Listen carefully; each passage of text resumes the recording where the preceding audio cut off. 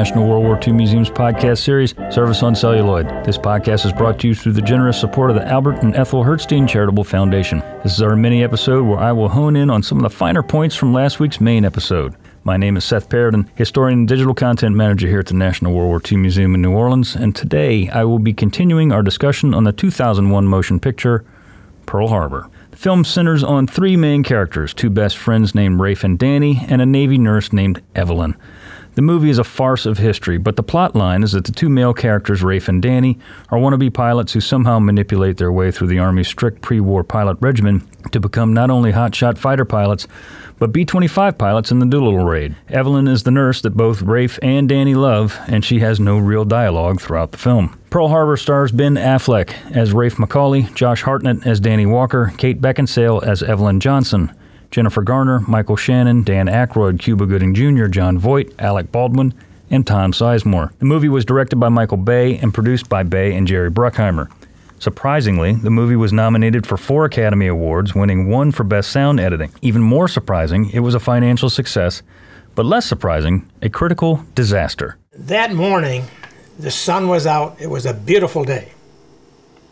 And then after the first attack, and especially when the Arizona went up in the air, everything turned black, and smoke and everything.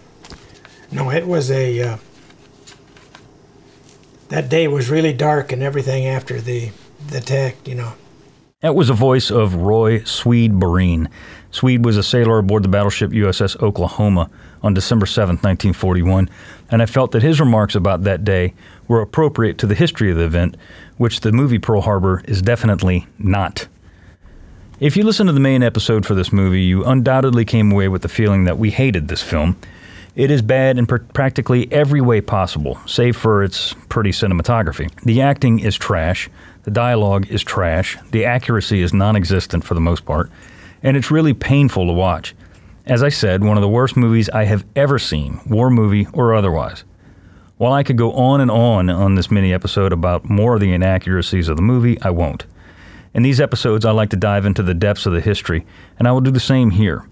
The story of the attack on Pearl Harbor is one that we have covered on this podcast already several times. Tora, Tora, Tora, and From Here to Eternity come to mind. And as bad as it is, this is being Pearl Harbor, there are people portrayed in this movie that were real people, or at least based on real people, and I want to talk about a couple of them. Cuba Gooding Jr. plays a character in the movie that is based off of a real person. That person, of course, being Mess Attendant 3rd Class Doris Miller, better known as Dory Miller to most of the American public. Miller is best known for having received the Navy Cross for actions performed under fire during the attack on Pearl Harbor. We'll get to those actions in just a couple of minutes. Dory Miller is both an interesting and a tragic figure in history. He was born to a very poor sharecropping family outside of Waco, Texas in October 1919, the third of 4 sons. Like many young children during the Great Depression, Dory was tasked with both working the family farm and helping to put food on the table. As a youth, he became skilled with a rifle, as he would trod the Texas fields in search of rabbits to supplement the family's food supply. As he grew older, he grew larger. When he was in high school, Dory stood at 6 foot 3 inches tall and was well over 200 pounds. Enormous in stature, especially in those days, and when you consider the average height of the American male was between 5'7" and 5'10", this was a big boy. Miller's size and strength would come in to benefit him and many others on his heroic day on December 7th. Like many young men his age, especially in the Depression days, Miller saw service in the military as a way out of the fields and access to a better life for himself. As a result, he joined the Navy in 1939, hoping for something better while also helping to support his family with his Navy pay. Unfortunately, the United States Navy of the 1930s and 40s was extremely segregated, more so than the Army by a large distance. Men of color could only serve one purpose in the Navy in those days, and that was of servant to the officers. So it was for 2 years that Dory served his country shining shoes, waking the officers, serving them their food, and cleaning their quarters. His initial assignment was aboard the aptly named ammunition ship USS Pyro. He was transferred to a bit more of a grander station aboard the battleship USS West Virginia in 1940.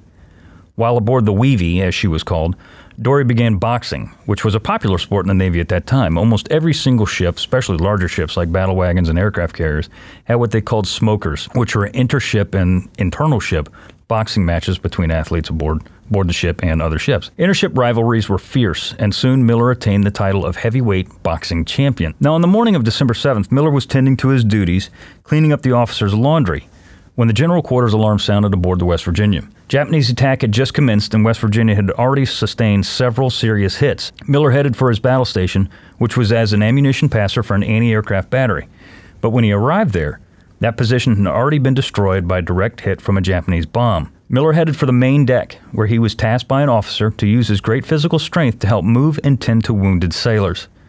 Miller picked up and did his best to remove his shipmates from danger without regard for his personal safety over and over again. Miller made his way to the bridge of the ship, where he encountered West Virginia's beloved captain, Mervyn Binion, lying mortally wounded on the ship's deck.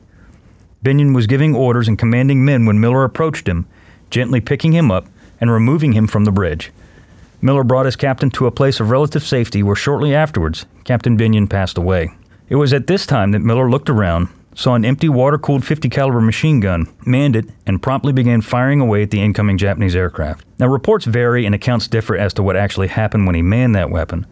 Propaganda of the day claimed that Miller shot down several Japanese aircraft. Recent scholarship suggests that he did not shoot down any aircraft at all. Yet that does not diminish what he did aboard West Virginia that horrible day. For his actions on December 7th, Miller was awarded the Navy Cross for gallantry. The Navy Cross is second only to the Medal of Honor in terms of hierarchy. Miller was the first African American to be presented the Navy Cross, and as such, became an instant legend. That being said, as with most legends, there are inaccuracies. Most people think that Doris Miller was presented the Navy Cross for shooting down Japanese planes at Pearl Harbor. The movie Pearl Harbor, not surprisingly, does absolutely nothing to dispel that myth either.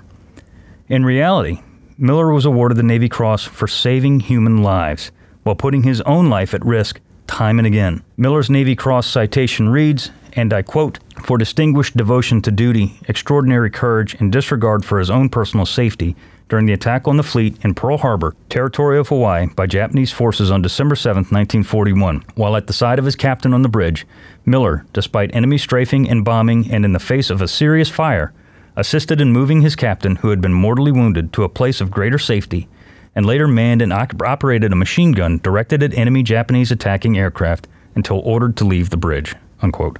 While the Navy did recognize the fact that he manned a weapon, his role in saving lives and assisting the wounded, specifically his captain, is foremost in his citation, and that should be what he's remembered for.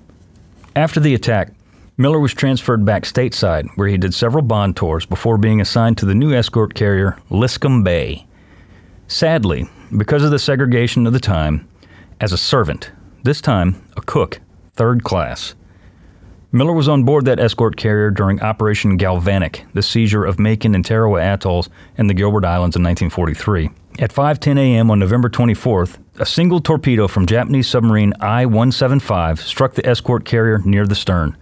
The aircraft bomb magazine detonated a few moments later, sinking the warship within minutes.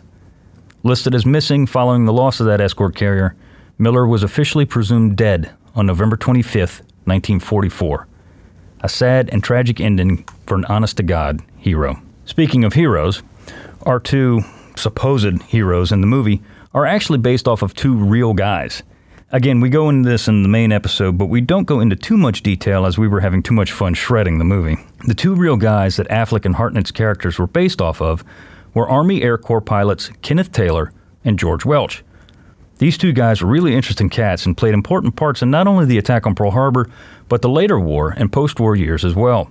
Kenneth Taylor and George Welch were both coming home from a unit Christmas party that turned into an all-night poker game on the morning of the 7th of December. Low-flying and strafing Japanese aircraft woke them up in their barracks after having only slept about an hour. Still recovering from the all-night card game, Taylor threw on the only clothes near him, which were his tuxedo pants from the previous night's party. Both he and Welch realized that they would not be able to take off from Wheeler Field, and in order to get into the air, they must make it to Haleiwa, which was a training field nearby. Phoning the field, they ordered that two fighters be gassed up and armed for immediate takeoff. Jumping in Taylor's new Buick, the two of them sped off towards the field, being strafed by Japanese fighters along the way. Upon arriving at the field, they each jumped in a waiting P-40 and took off heading towards Eva mooring mast, where the pair engaged Japanese Val dive bombers.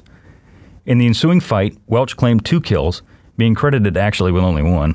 Taylor also claimed 2 kills on this sortie as well. Now, this occurred after about 30 minutes in the air, and they expended all their ammunition. So what they did after that was they landed back at Wheeler Field, which was still under attack. They refueled and rearmed. Welch got into the air first, and he claimed a kill on another Val, and more impressively, a 0, that he claimed some 5 miles off Barber's Point as the enemy plane was attempting to get back to its carrier. Taylor jumped in his P-40 and he opened the throttle as ammunition boxes rolled off of his wings. He rolled directly towards oncoming enemy aircraft, hoping that by doing so, he would throw off their aim at him as their closing speed would be too great. His tactic worked.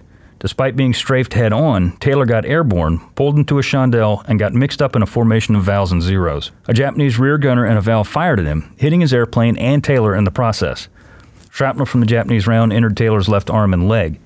Yet he continued to attack the retreating Japanese aircraft until he ran out of ammunition, returning back to Wheeler Field and ending his day. Welch and Taylor's sorties claimed a total of 6 enemy planes, 4 for Welch and 2 for Taylor. Both pilots were nominated for the Medal of Honor, but received a Distinguished Service Cross instead. The Army's reasoning behind denying them the Medal of Honor? The pair took off without orders. Ridiculous. After Pearl Harbor, Taylor was assigned to the 44th Fighter Squadron and flew from Henderson Field on Guadalcanal. He recorded 4 additional kills, bringing his grand total of aerial victories to 6, making him an ace. He was sent back to the U.S., where he trained fighter pilots and later commanded a squadron of P-80 Shooting Stars, the Army Air Force's first operational jet fighter. He retired from the Air Force in 1967 with the rank of colonel. Following that, he served in the Alaska National Guard and retired to brigadier general in 1971. George Welch had an interesting post-Pearl Harbor career. After the attack, Welch went back home and made war bond speeches until he was assigned to the 80th Fighter Squadron, flying P-38 Lightnings back in the Pacific. By the end of his combat tour, Welch had acquired 16 aerial victories, making him a triple ace, before he was sent back home with a severe case of malaria. After returning home, he became a test pilot for North American, flying many experimental aircraft, including the F-86 Sabre. Now, in researching this episode, I came across some interesting talk about how in 1947, before Chuck Yeager broke the sound barrier in the Bell X-1, George Welch may have broken it in the experimental F-86. Welch himself never made that claim, but fellow North American test pilot Al Blackburn stated that eyewitnesses, including former North American employees, said they heard a sonic boom long before Yeager's X-1. Furthermore, the Muroc radar indicated that Welch broke Mach 1 about 20 minutes before Yeager's famous flight. True or not, I do not know. There is no Air Force confirmation, or denial for that matter, but it's an interesting little tidbit to a different famous story. On October 12, 1954, while flying an F-100 Super Sabre testing its supersonic flight abilities, Welch's airplane disintegrated during a 7G pullout. The airplane crashed about 45 miles north of Los Angeles. Welch was found still in the ejector seat. He was evacuated by helicopter, but died before he arrived at the Air Force Hospital. And while the movie was a historical disaster, at least I can say that it does tell the real stories of real men, actual historical figures. Who am I kidding? No, it does not. Not at all. But I sincerely do hope that by me telling you the stories of some of the real men of the real Pearl Harbor, you will look into the event more closely and discover that it wasn't just about the Battleship Arizona and Battleship Row. Pick up a book. At Dawn We Slept and Day of Infamy are good ones to start with. And with that, I want to thank you so much for listening. Be sure to tune in next week when we discuss the 2008 film Valkyrie. Until then, you can follow us on Facebook, Instagram, and Twitter at Service on Celluloid. Be sure to rate and review us on Stitcher and iTunes if you like what you hear. I'd like to thank everyone who made this podcast possible, our producer, Tesser Jaeger, and our sound engineer, Jeremy Burson. This has been a production of the National World War II Museum.